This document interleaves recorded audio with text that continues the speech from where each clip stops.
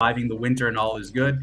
I'm David Solomon, flying solo for one more last day, as Stuart will be back on Wednesday. And, one of the things that, it was in the news that we didn't really cover with all the news and with everything was the announcement of the big Donald that wants to run again in 2024 for president of the United States. He wants the Republican nomination for president. And a lot of people have accused us on the Rant Network of being pro-Trump. And a lot of people have talked to Stuart and myself and said, you guys, you Trump lovers. And it's fascinating that if you agree with something Donald Trump did, you're a Trump lover. And if you disagree, then you're normal. And it's far from the truth. But let's take a step back. Let's just go back in history in terms of what Donald successfully did. It's fascinating to think that back in late 2015, this businessman who everybody thought had, why would he run for government? He didn't want to be a president. He was interviewed and he says he never wanted to be a president. Suddenly he wants to be president. And he's up against about a dozen other candidates, including Jeb Bush, including Ted Cruz and others, Carly Fiorina from HP at the time. And he was going to run. And really no one gave him a chance. He was abrasive, not political. The Bush name had something. The Cruz name had something. It was the end of the Obama era. No way could Donald Trump win.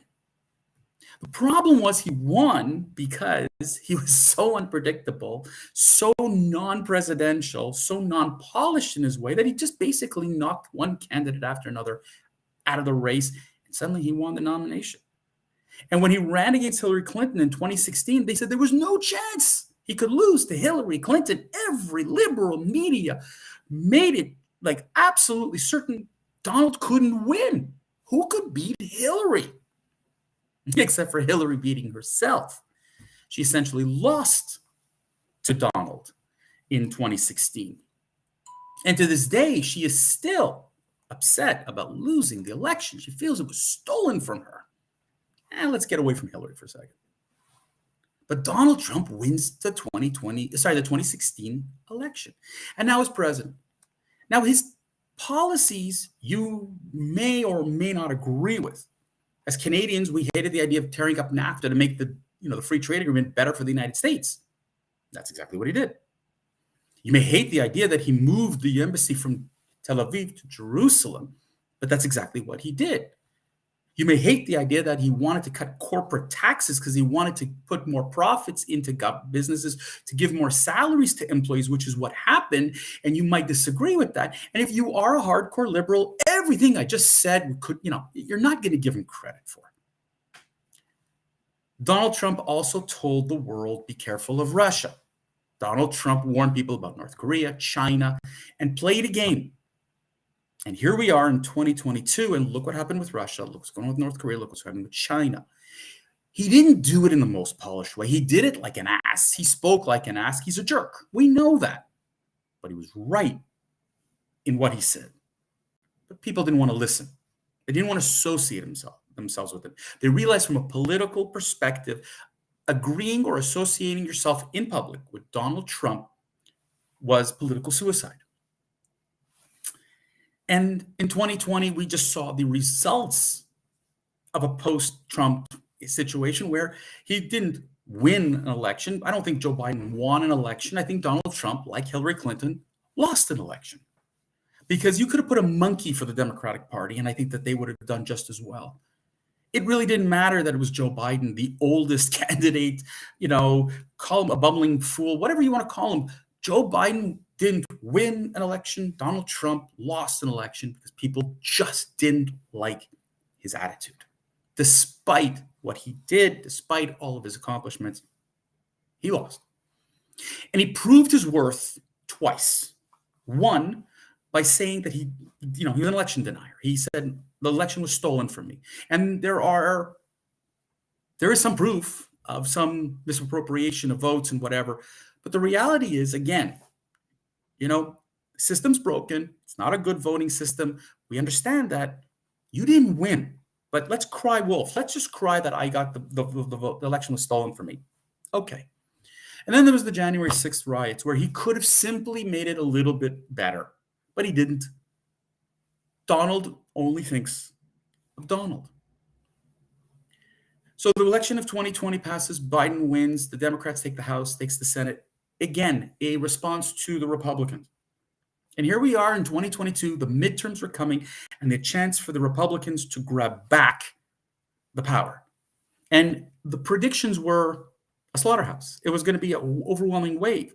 But the Donald got involved again, and the Donald put himself in front, and the Donald decided he was more important than the party. And on the Monday prior to the election, aside from putting out there all these MAGA candidates, as people like to call them, or election denier candidates and what have you, and he supported them and he fought for them and whatever, he stood on Monday in Ohio and said to everybody, next week I'm going to make a very important announcement. Everybody knew what that meant. Americans go to the ballot box. A lot of them have no idea who they're going to vote for until they get to the ballot box. And that message that people had sent must have scared a lot of those undecided voters to vote Democrat, to keep Donald away. What's changed? People are fed up of this abrasiveness. Yeah, but they're fed up of the selfishness. His selfishness has gotten the best of him, and it really has consumed him, where all he cares about is himself. He had an interview where he said, if the Republicans win, it's thanks to him. If they lose, it has nothing to do with him. Only narcissists think that way. And Donald is the classic one. Most recently, last week, he decided to have dinner with the guy formerly known as Kanye West. As we know, he spewed out this wonderful monologue about how, about Jews and his anti-Semitism, and he still doesn't believe he's wrong. And Nick Fuentes, a white nationalist, a Holocaust denier. Now, the Jewish community, many, we're excited about Donald Trump, pro-Israel, what he did for Israel, what he did with the Palestinians by taking away funding from terrorist organizations, moving the embassy. The man was, appreciated by many right-wing or conservative-leaning Jews. Unfortunately, majority of Jews in the United States tend to be Democrat and liberal-leaning, and they hated Donald Trump. So this only fueled the fire that, look, Donald Trump is a racist, that he only cared, like going to have dinner with Kanye West and Nick Fuentes makes a lot of sense for Donald. Donald Trump only cares about Donald Trump, and he's going to run an election campaign based on the fact that he got screwed and that the country hates him and he's got enemies everywhere and blah, blah, blah. And here we are back to 2016 and 2020 all over again. This is the worst, not only for the Republican Party, the United States, but for the world. Enough is enough. We had Donald. We got 4 years of it. It's time to move on. And in 2022, and soon to be 2024, of course, the campaign, the Republican Party needs to evolve from the Donald Trump to the modern Republican Party. People do not want to hear this anymore. Extreme politics, as was proven in 2022, doesn't work with middle America. It doesn't work with average Americans, and it's getting tiresome on a global scale. It's time to move on. And so it's time to call upon the Republican Party to start spreading its wings, making sure, Donald doesn't get in. And I know it's a democratic process, but there's a way to keep Donald at bay and bring in the right candidates. And yes, Governor Ron DeSantis is one of those fabulous candidates. But at the same time, you got Mike Pence. And Mike, sorry, bud, you were the vice president with Donald Trump. You supported him. Buddy, I don't think you're the right guy for today. I would like to see somebody like Nikki Haley. And I've talked about her, former, U.S. ambassador to the United Nations, South Carolina governor, a phenomenal individual. She is great. She is extraordinary. And I would love to see how the liberal media and the Democratic Party go after Nikki Haley. See, Kamala Harris was an untouchable. A woman, African-American, untouchable. She would work. Despite the fact she tore Joe Biden apart in the different debates, she was untouchable because she checked off two of the big boxes that Americans want. What about Nikki Haley? It's the same thing. But the media is going to go after because any conservative is a target. But to have a Ron DeSantis, Nikki Haley ticket and go together and try to become the next president of the United States and vice president, I think would send shockwaves. You got a younger, more up-to-date, and great group, great couple there, if you will, great ticket. And that's how the Republicans need to think. That's what Americans want. Fresh, new, exciting. Ron DeSantis proved that in the Florida governor's election. Okay, it isn't by accident that he won in a landslide. It isn't by accident. And I know I've heard the gerrymandering, I've heard all that BS that people have to throw out there because any time a conservative wins or a Republican wins, we have to discredit it. It's okay, Democrats can do whatever they want, but a Republican, he rewrote a map. No, he did not. Let's get over it. Floridians, look at the votes. They love what he did. He's young, he's aggressive. And I don't mean aggressive in a bad way. He gets stuff done. You saw what happened with the hurricane. He took care of things. Boom, it was done. Nikki Haley, same thing. South Carolina wanted to bring down the Confederate flag. Had tremendous opposition by Republicans and Democrats. Still, the right thing. Got it done. Both care about getting it done, but doing the right thing. Donald Trump cannot be the next candidate for the Republican Party. Donald Trump should never be anywhere near the White House, again, as president.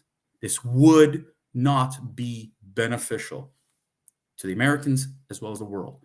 Yes, he has a business insight. Yes, he did predict a lot of things, and he did warn us about, like I said, Russia, like North Korea, China. He did put up a good stand.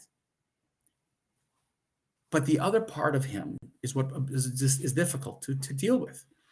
Is he a racist by having a meal with a Nick Fuentes and a Kanye West? Or is that just getting strategy, as he likes to say? His words, his statements, and his self-centeredness just doesn't work. We need to get away from him. And please, as we get to 2023, and we're going to get into, oh God, another cycle of campaigning and another time where we're going to have to find candidates. We really need to find the candidates that make sense for the modern world.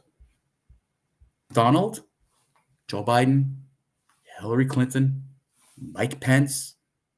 It's time to move aside, folks. Those candidates should not be there anymore. And I know that the Democrats, are saying they don't want Joe Biden there. But Governor Newsom just announced that he is not going to run in 2024 because the feeling is you don't go up against Joe Biden. You're not going to go up at an incumbent president. Nobody beats out an incumbent president in a party just to run. So Biden will be 82 and will run again for president. That's not good. Because that means if he does survive to the end of his term, he's going to be 86. God knows about his health and his memory and whatever. It's already shot. The only way for this to work out, and this is a call out to the Republicans, bring in someone young, vibrant, exciting, polished, fresh ideas, really ready to rally Americans, not the divisiveness that we've seen both from Trump and Joe Biden.